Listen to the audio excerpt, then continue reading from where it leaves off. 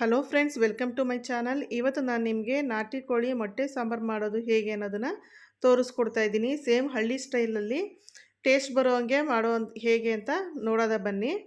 ಇದು ಮುದ್ದೆ ಜೊತೆ ಅಂತೂ ಸೂಪರಾಗಿರುತ್ತೆ ಕಾಂಬಿನೇಷನ್ನು. ನಾಟಿ ಕೋಳಿ ಸಾಂಬಾರು ಮಾಡಿದಾಗ ತಪ್ಪದೆ ಮುದ್ದೆ ಮಾಡಿ ಅದರಲ್ಲಿ ತಿಂದರೆ ಸೂಪರಾಗಿರುತ್ತೆ. ಹಳ್ಳಿ ಸ್ಟೈಲಲ್ಲಿ ಟೇಸ್ಟ್ ಬರಬೇಕು ಅಂದರೆ ಈ ರೀತಿ ಮಾಡಿ.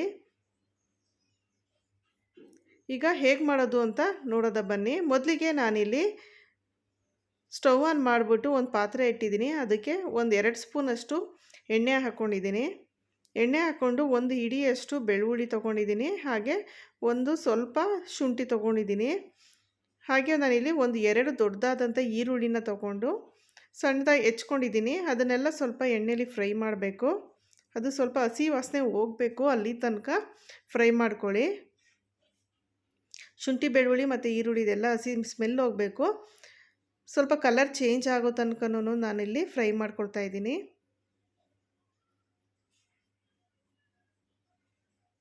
ಅದಾದಮೇಲೆ ಸ್ವಲ್ಪ ಚಕ್ಕೆ, 1-2 ಚಕ್ಕೆ ಮತ್ತು ಲವಂಗ ಹಾಕ್ಕೊಂಡಿದ್ದೀನಿ. ಒಂದು 4 ಲವಂಗ ಇದನ್ನು ಹಾಕಿ ಒಂದು 2 ನಿಮಿಷ ಚೆನ್ನಾಗಿ ಮಿಕ್ಸ್ ಮಾಡ್ಕೊಳ್ಳಿ. ನೋಡಿ, ಇದು ಕಲರ್ ಚೇಂಜ್ ಆಗಿದೆ. ನಾನೀಗ ಸ್ಟವ್ನ ಆಫ್ ಮಾಡ್ತಾ ಇದ್ದೀನಿ. ಸ್ವಲ್ಪ ತಣ್ಣಗಾಗಬೇಕು. ಸ್ಟವ್ ಆಫ್ ಮಾಡಿ ತಣ್ಣಗಾಗೋದಕ್ಕೆ ಬಿಡ್ತಾಯಿದ್ದೀನಿ. ತಣ್ಣಗಾದಮೇಲೆ ನಾನು ಇದನ್ನು ಮಿಕ್ಸಿ ಜಾರಿಗೆ ಹಾಕ್ಕೊಂಡು ಅದು ರುಬ್ಕೊಳ್ತೀನಿ. ಮಿಕ್ಸಿ ಜಾರಿಗೆ ನಾನೀಗ ತಣ್ಣಗಾಗಿರುವಂಥ ಈರುಳ್ಳಿನ ಹಾಕ್ಕೊಳ್ತಾ ಇದ್ದೀನಿ. ಇನ್ನೂ ಸ್ವಲ್ಪ ಬಿಸಿ ಇತ್ತು, ಆಗಲೇ ಹಾಕ್ಕೊಂಡಿದ್ದೀನಿ. ತುಂಬ ತಣ್ಣಗಾದ್ಮೇಲೆ ಹಾಕ್ಕೊಂಡ್ರೆ ಸರಿ ಅನಿಸುತ್ತೆ, ಇಲ್ಲಾಂದರೆ ಫುಲ್ಲು ಎಗರು ಬಿಡುತ್ತೆ. ಇದಾದಮೇಲೆ ನಾನು ಒಂದು ಹಿಡಿಯಷ್ಟು ಕೊತ್ತಂಬರಿ ಸೊಪ್ಪು ತೊಗೊಂಡಿದ್ದೀನಿ. ಕೊತ್ತಂಬರಿ ಸೊಪ್ಪು ಸ್ವಲ್ಪ ಜಾಸ್ತಿ ತೊಗೊಂಡಿದ್ದೀನಿ. ಈಗ ಇದು ಸ್ವಲ್ಪ ಅರಿಶಿನ ಹಾಕ್ಬಿಟ್ಟು ನಾನು ಇದನ್ನು ಗ್ರೈಂಡ್ ಮಾಡ್ಕೊಂಡು ಬರ್ತೀನಿ. ನಾನಿಲ್ಲಿ 2 ರೀತಿ ಪೇಸ್ಟ್ ಮಾಡ್ಕೋತೀನಿ, 2 ಸಲ. ಒಂದು ಈರುಳ್ಳಿ ಬೆಳ್ಳುಳ್ಳಿ ಪೇಸ್ಟ್ ಒಂದು ಸಲ ಮಾಡ್ಕೊಂಡಿದ್ದೀನಿ. ನೋಡಿ, ಈಗ ಇದು ರೆಡಿಯಾಗಿದೆ. ನೆಕ್ಸ್ಟು ನಾನು ಅದೇ ಪಾತ್ರೆಗೆ ಎಣ್ಣೆ ಹಾಕ್ಕೊಂಡು ಈಗ ಸಾಂಬಾರು ಮಾಡ್ಕೊಳ್ಳೋದಕ್ಕೆ ರೆಡಿ ಮಾಡ್ಕೊಳ್ತಾ ಇದ್ದೀನಿ. ಈರುಳ್ಳಿ ಎಲ್ಲ ಹಾಗೆ ಇದೆಯಲ್ಲ, ಅದಕ್ಕೆ ನಾನು ಅದನ್ನೇನು ತೊಳೆದಿಲ್ಲ. ಸ್ವಲ್ಪ ಮೆಂತ್ಯ ಸೊಪ್ಪು ಹಾಕ್ಕೊಂಡಿದ್ದೀನಿ. ಹಾಗೆ ಒಂದು ಅರ್ಧ ಈರುಳ್ಳಿ ಹಾಕ್ಕೊಂಡಿದ್ದೀನಿ. ಸಣ್ಣದಾಗಿ ಹೆಚ್ಕೊಂಡಿರುವಂಥ ಈರುಳ್ಳಿ ಹಾಕಿ ಸ್ವಲ್ಪ ಕಲರ್ ಚೇಂಜ್ ಆಗಬೇಕು. ಮೆಂತ್ಯ ಸೊಪ್ಪು ಹಾಕೋದ್ರಿಂದ ಸಾಂಬಾರು ಟೇಸ್ಟಾಗಿ ಬರುತ್ತೆ.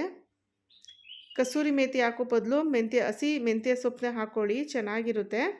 ಇದಾದಮೇಲೆ ನಾನು ತೊಳೆದು ಇಟ್ಕೊಂಡಿರೋಂಥ 1 kg ಆಗುವಷ್ಟು ನಾನಿಲ್ಲಿ ಚಿಕನ್ನ ತೊಗೊಂಡಿದ್ದೆ. ಇದು ನಾಟಿ ಕೋಳಿ ಚಿಕನ್ ಇದು.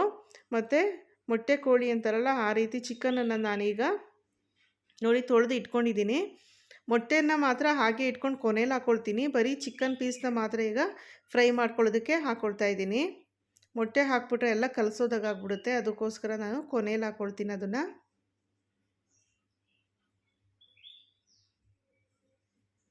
ಇದನ್ನು ಹಾಕಿ ಚೆನ್ನಾಗೆ ಅದು ನೀರೆಲ್ಲ ಹೋಗಬೇಕು, ಅಲ್ಲಿ ತನಕನೂ ಇದನ್ನು ಚೆನ್ನಾಗಿ ಫ್ರೈ ಮಾಡ್ಕೊಳ್ಳಿ.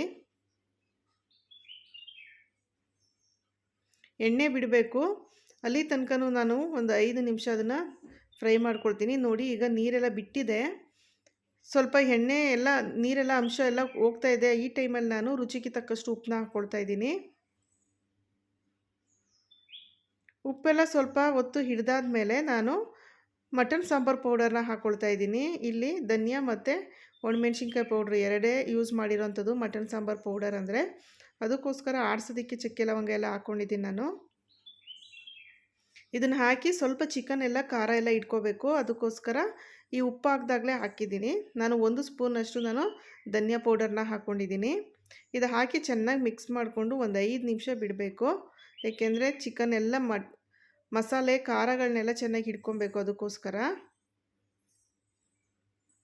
ನಾನೀಗ ಒಂದು ಪ್ಲೇಟ್ನ ಮುಚ್ಚಿ ಒಂದು 5 ನಿಮಿಷ ಅದನ್ನು ಬೇಯೋದಕ್ಕೆ ಇಡ್ತೀನಿ. ಮತ್ತು ನಾಟಿ ಕೋಳಿ ಚಿಕನ್ ಆಗಿರೋದ್ರಿಂದ ತುಂಬ ಲೇಟ್ ಆಗುತ್ತೆ ಬೇಯೋದು. ಸೇಮ್ ಮಟನ್ನ ಹೇಗೆ ಬೇಯಿಸ್ತೀರೋ ಅದೇ ರೀತಿ ಬೇಯಿಸಬೇಕು. ಮಾಮೂಲಿ ಬಾಯ್ಲರ್ ಕೋಳಿ ರೀತಿ ಬರಲ್ಲ ಇದು.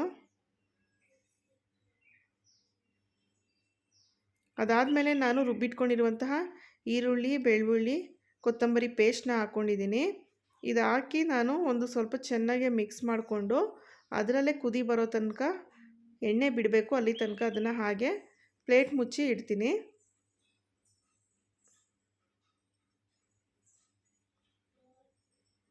ಈಗ ಚೆನ್ನಾಗಿ ಈರುಳ್ಳಿ, ಬೆಳ್ಳುಳ್ಳಿ ಮತ್ತು ಚಕ್ಕೆ, ಲವಂಗ ಎಲ್ಲ ಮಸಾಲೆನೂ ಚೆನ್ನಾಗಿ ಚಿಕನ್ನು ಚೆನ್ನಾಗಿ ಹಿಡಿದಿಟ್ಕೊಂಡಿರುತ್ತೆ ನೋಡಿ. ಈಗ ನಾನಿದೆ ಮಿಕ್ಸಿ ಜಾರಿಗೆ ಕಾಯಿ ತುರಿನ ಹಾಕ್ಕೊಳ್ತಾ ಇದ್ದೀನಿ. ಕಾಯಿನ ಸಣ್ಣದಾಗಿ ಹೆಚ್ಚಿಟ್ಕೊಂಡಿರೋವಂಥದ್ದು. ಇದನ್ನು ಸ್ವಲ್ಪ ಒಂದು ಗ್ರೌಂಡ್ ಪುಡಿ ಮಾಡ್ಕೊಬಿಡ್ತೀನಿ, ಇಲ್ಲಾಂದರೆ ಕಾಯಿ ಬೇಗ ಪುಡಿ ಆಗೋದಿಲ್ಲ. ಇದಕ್ಕೆ ನಾನು 2 ಟೊಮೊಟೊ ಹಾಕ್ಕೊಳ್ತಿದ್ದೀನಿ, ಸಣ್ಣದಾದಂಥ ಟೊಮೊಟೊ 2 ನೋಡಿ. ಈಗ ಟೊಮೊಟೊನೂ ಹಾಕಿ ಅದನ್ನು ಪೇಸ್ಟ್ ಮಾಡ್ಕೊಳ್ತಾ ಇದ್ದೀನಿ. ಒಂಚೂರು ನೀರು ಹಾಕಿ ಕಾಯಿ ಪೇಸ್ಟ್ ಮಾಡ್ಕೊಳ್ಳಿ.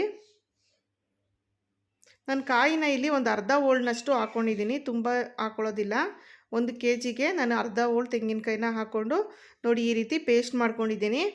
ನೆಕ್ಸ್ಟು ಈ ಕಡೆ ಮಸಾಲೆ ಚೆನ್ನಾಗಿ ಬೆಂದಿದೆ, ಈ ರೀತಿ ಎಣ್ಣೆನೂ ಕೂಡ ಬಿಡ್ತಾ ಇದೆ. ಈ ಟೈಮಲ್ಲಿ ನಾನು ರುಬ್ಬಿಟ್ಕೊಂಡಿರುವಂಥ ಕಾಯಿ ಪೇಸ್ಟ್ನ ಹಾಕ್ಕೊಳ್ತಾ ಇದ್ದೀನಿ. ಇದೆಲ್ಲ ಹಾಕಿ ನಾನು ನೀರು ಹಾಕ್ತೇನೆ, 1-2 ನಿಮಿಷ ಹಾಗೆ ಕುದಿ ಬಿಡ್ತೀನಿ. ಅದಾದಮೇಲೆ ನಾನು ನೀರನ್ನ ನೋಡಿಕೊಂಡು ಎಷ್ಟು ಬೇಕೋ ಅಷ್ಟು ನೀರನ್ನ ಹಾಕ್ಕೊಳ್ಳಿ. ತುಂಬ ತೆಳುಗಾದರೂ ಚೆನ್ನಾಗಿರೋದಿಲ್ಲ, ತುಂಬ ಗಟ್ಟಿ ಇದ್ರೂ ಚೆನ್ನಾಗಿರೋದಿಲ್ಲ. ಮೀಡಿಯಮಾಗಿ ನೋಡಿಕೊಂಡು, ಮತ್ತು ಇದು ಕುದಿಬೇಕು, ತುಂಬ ಇದು ಚಿಕನ್ ಬೇಯೋದಕ್ಕೆ ಟೈಮ್ ತೊಗೊಳುತ್ತೆ. ಅದಕ್ಕೆ ಸ್ವಲ್ಪ ನೀರನ್ನ ನೋಡಿಕೊಂಡು ಹಾಕ್ಕೊಳ್ಳಿ.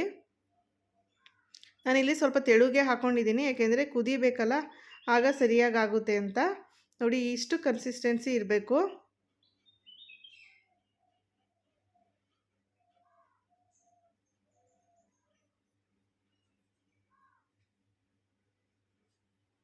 ಮತ್ತು ನಾನು ಇದನ್ನು ಸ್ವಲ್ಪ ಚೆನ್ನಾಗಿ ಬೇಯಿಸ್ಕೊಳ್ತಿದ್ದೀನಿ, ಏಕೆಂದರೆ ಅದು ಬೇಯೋದಿಲ್ಲ, ಅದಕ್ಕೋಸ್ಕರ.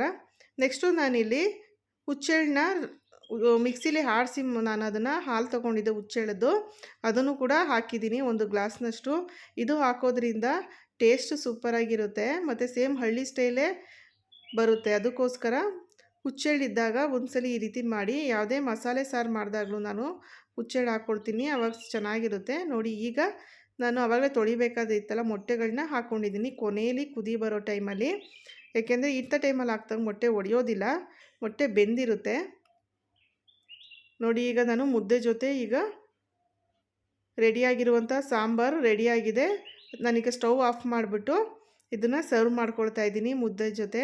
ನೋಡಿ ಈ ರೀತಿ ಮೊಟ್ಟೆ ಬೆಂದಿರುತ್ತೆ, 2 ನಿಮಿಷ ಸಾಕು ಮೊಟ್ಟೆ ಹಾಕಿ. ತುಂಬ ಹೊತ್ತಿಡಿದ್ರೆ ಅದೆಲ್ಲ ಒಡೆದೋಗ್ಬಿಡುತ್ತೆ. ಸೂಪರಾಗಿರುವಂಥ ನಾಟಿ ಕೋಳಿ ಸಾಂಬಾರು ರೆಡಿಯಾಗಿದೆ. ಒಂದ್ಸಲಿ ಟ್ರೈ ಮಾಡಿ ನೋಡಿ ಫ್ರೆಂಡ್ಸ್. ಇಷ್ಟ ಆದರೆ ಲೈಕ್ ಮಾಡಿ, ಶೇರ್ ಮಾಡಿ, ಹಾಗೆ ಸಬ್ಸ್ಕ್ರೈಬ್ ಮಾಡಿ ಫ್ರೆಂಡ್ಸ್. Thank you friends.